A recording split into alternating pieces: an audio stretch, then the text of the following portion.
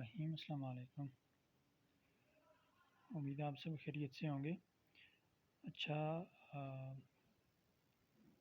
कुछ अपडेट्स थी जो कि अक्सर बच्चे जो है ना अप्लाई करते हैं national university of medical sciences nums के एंट्री टेस्ट में। ये स्पेशली आप सबको पता होगा, जिनको नहीं पता तो चलें मैं बता देता हूँ। नम्स का जो टेस्ट होता है हर साल, ये यूनिवर्सिटी खुद कंडक्ट करती है, national university of medical sciences. और ये जो टेस्ट होता है इसमें पब्लिक सेक्टर सिर्फ एक ही मेडिकल कॉलेज है, that is AMC army medical college. और बाकी जो हैं वो प्राइवेट कॉलेजेस हैं, सीएमएच कॉलेजेस। इनको यूजुअली सीएमएच कॉलेजेस कहा जाता है, जिनकी लिस्ट जो है ना ये आपके सामने आपको दी गई है। ठीक है, तो हर साल ये नम्स का एंट्री टेस्ट होता है इन कॉलेजेस में एमबीबीएस पीटीएस के एडमिशन्स के लिए। और ये जो लिस्ट आपको नज़र आ रही है कॉलेजेस की, इनमें एडमिशन के लिए आपको जो नम्स का एंट्री टेस्ट पास होना ये ज़रूरी होता है।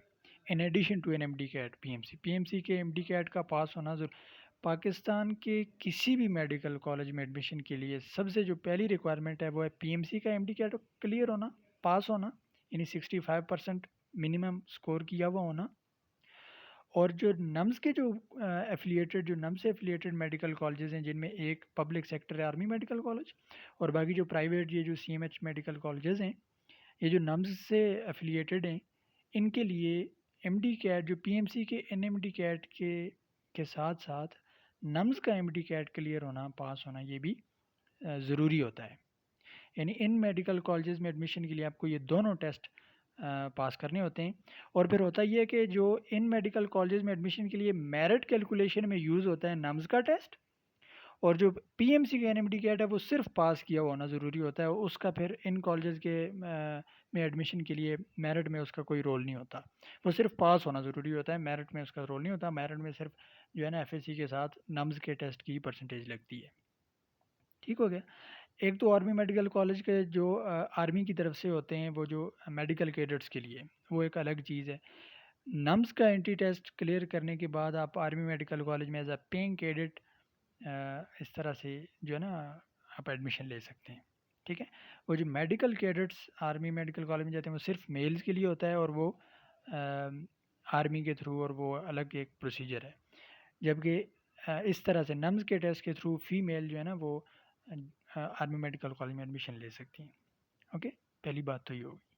दूसरी बात ये कि नम्स की जो है ना ऑफिशियल वेबसाइट पे ये एडवर्टीज़मेंट मौजूद है, वहाँ से आप देख सकते हैं। मैं इसको थोड़ा सा एक्सप्लेन कर रहा हूँ, थोड़ा सा जो इस टाइम में इस साल के टेस्ट में जो थोड़ी सी चेंजिंग है वो मैं यहाँ पे एक्सप्लेन कर देता हूँ आपके सामने। ठीक है, तो सबसे पहले आप देख लें कि जो है ना स्केजुअल जो है इनका है। पहले स्केजुअल पे नज़र लगा लेते हैं।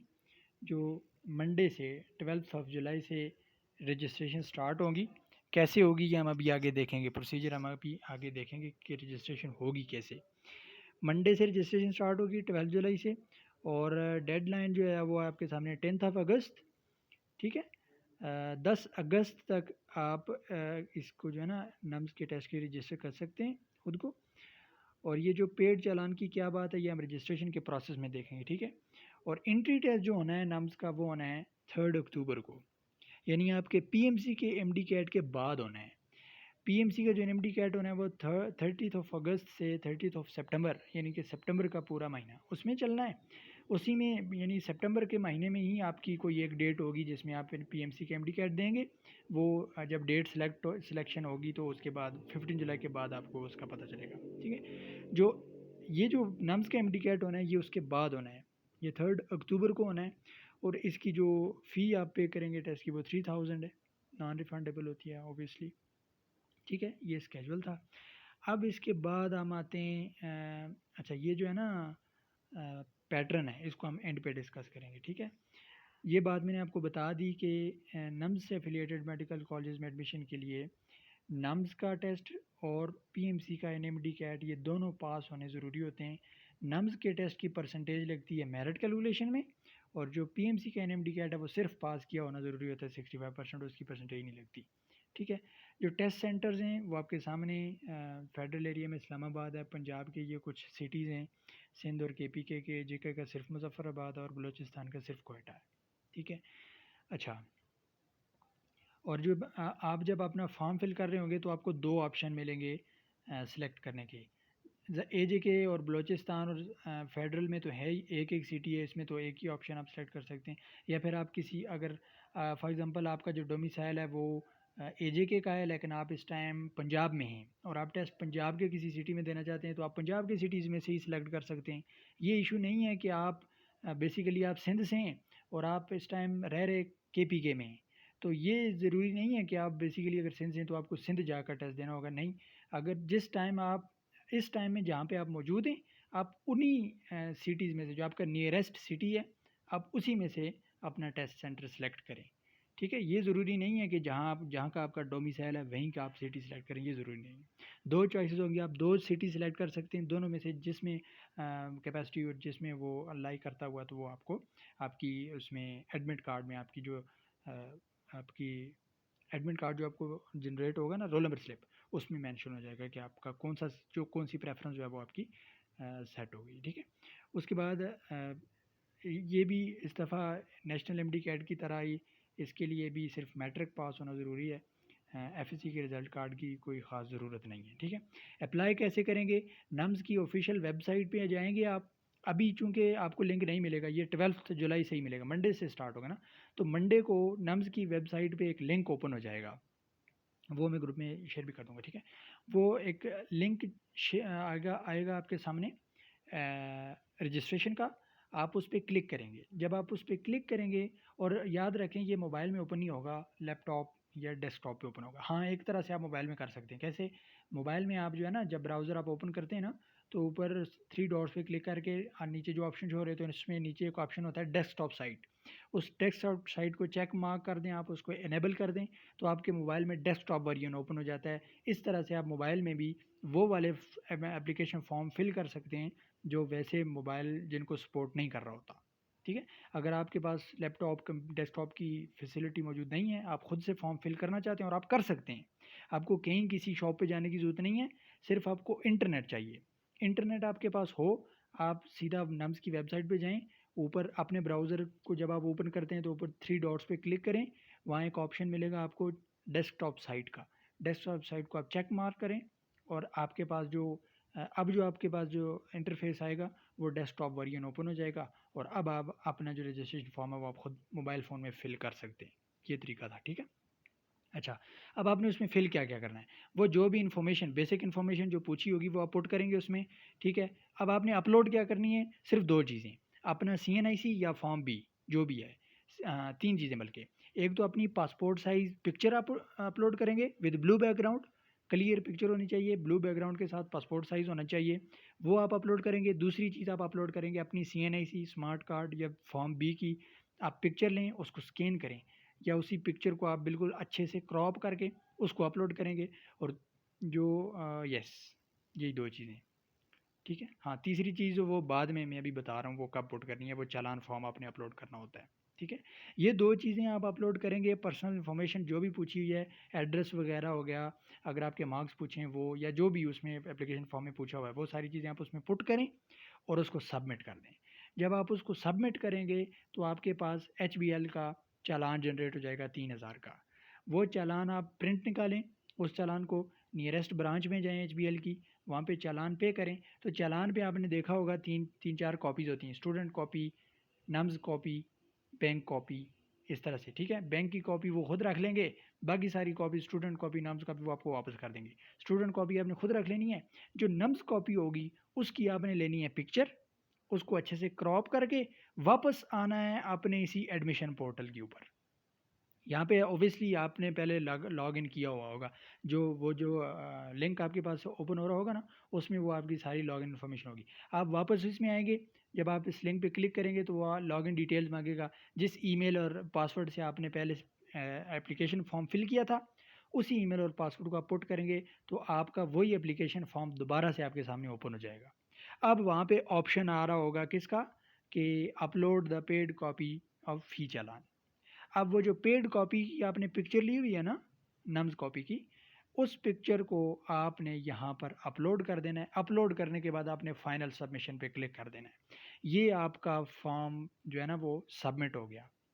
अब और आपको कुछ करने की ज़रूरत नहीं है। अब आपने वेट करना है टिल 24 सितंबर, ठीक है।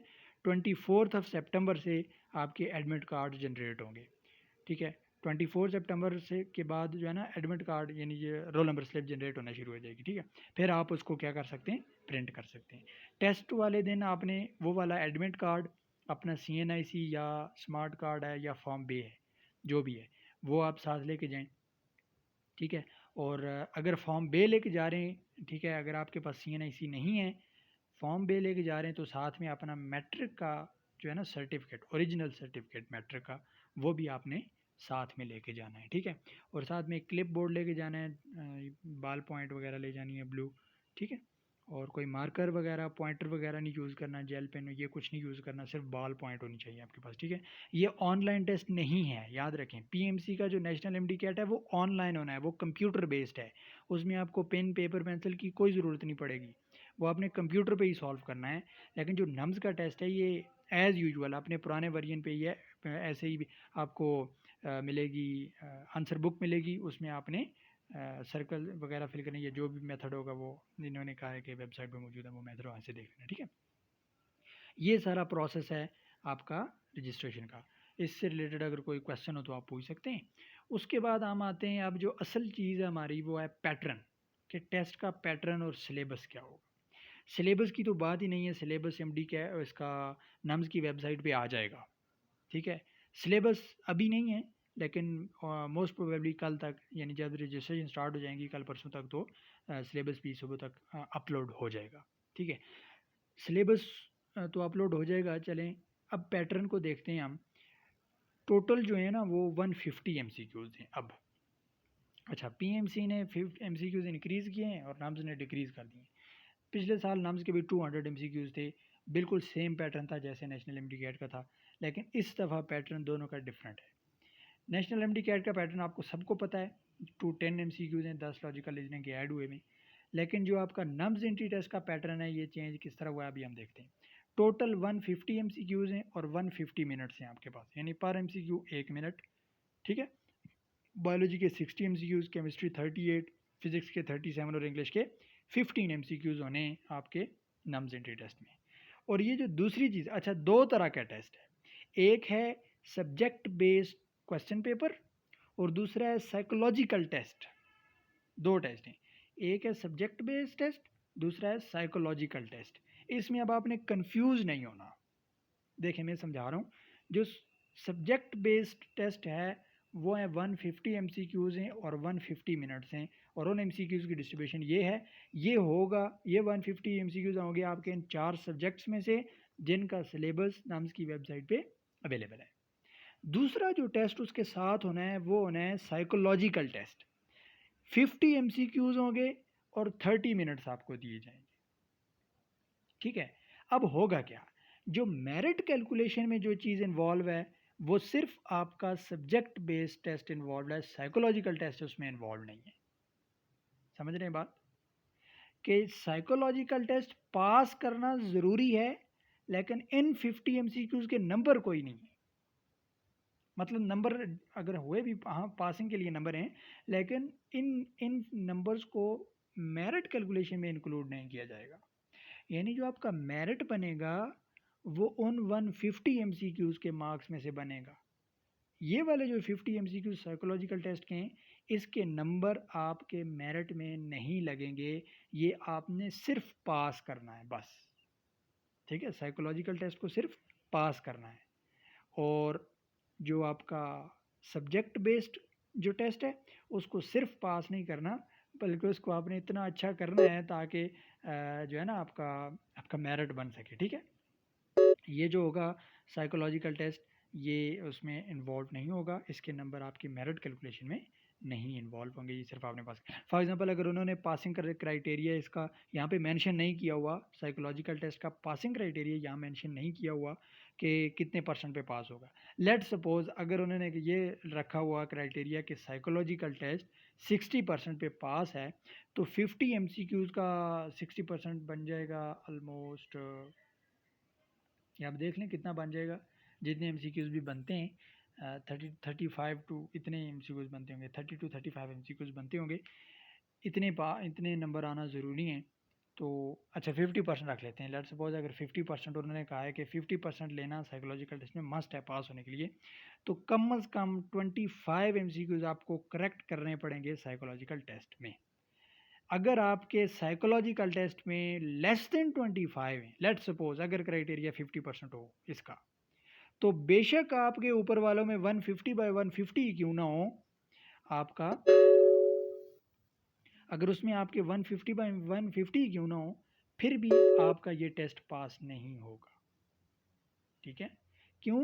क्योंकि साइकोलॉजिकल टेस्ट को पास करना मैंडेटरी है, ज़रूरी है। ठीक है, ये चीज़ थी आपके इस टेस्ट पैटर्न में। सो जो मेरिट कैलकुलेशन में 150 MCQs वही इन्वॉल्व होंगे, ये 50 MCQs सिर्फ पास होना ज़रूरी है। ठीक है, बाकी ये कह रहे हैं कि additional details and guidelines regarding filling of answer sheet and syllabus वो आपके वेबसाइट पे अवेलेबल होंगी। अभी इस टाइम तक तो नहीं है, लेकिन होपफुली जब रजिस्ट्रेशन प्रोसेस स्टार्ट हो जाएगा तो उस टाइम वो डिटेल्स वगैरह भी आ जाएंगी। ठीक है, ये था आपका नम्स के एंट्री टेस्ट के हवाले से डिटेल्स, और सिलेबस इंशाल्लाह शेयर कर दिया जाएगा जब भी वेबसाइट पे जो ही अपलोड होता है, तो उसको इंशाल्लाह शेयर कर दिया जाएगा। Wishing you all best of luck. हमारी दुआ है कि आप सब अच्छे डॉक्टर बने, सिलेक्शन हो आप सब की अच्छी जगह पे जाएं और अच्छे डॉक्टर बन के कौम की खिदमत करें, अपने माँ बाप की भी खिदमत करें। ठीक है, अपने लिए और सब के लिए, अपने टीचर्स के लिए, अपने पेरेंट्स के लिए, अपने फ्रेंड्स एंड फेलोज़ के लिए, सबको अपनी दुआओं में याद रखा करें। Wish you all good luck. Allah हाफिज़। कोई क्वेश्चन हो तो पूछ सकते हैं।